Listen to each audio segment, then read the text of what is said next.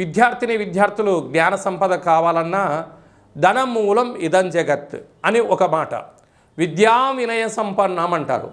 ఎంత మన దగ్గర డబ్బులు ఉన్నా పదవి అలంకారము జీవితంలో భూషణము అంటారు. అంటే విద్య ద్వారా వినయం, వినయం ద్వారా ఉద్యోగం, ఉద్యోగం ద్వారా ధనం, ఆ ధనం ద్వారా పరిపాలన చేసే అధికార యోగ్యతను ఆదిపూజ్య మహాగణాధిపతి అంటే గణపతి స్వామి వారికి స్మరణ వలన, ధ్యానం వలన మనకు కలుగుతుంది.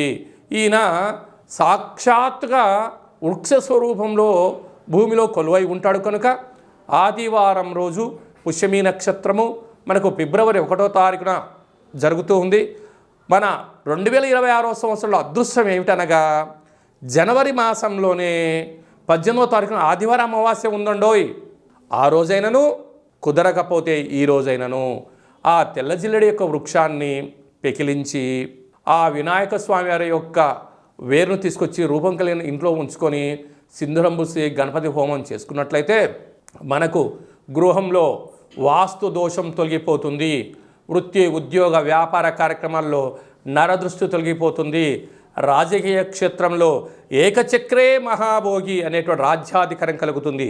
మనకు రాబోయే 7 తరాల వరకు ఐశ్వర్యం కలుగుతుందని చెప్పి గమనించాలి.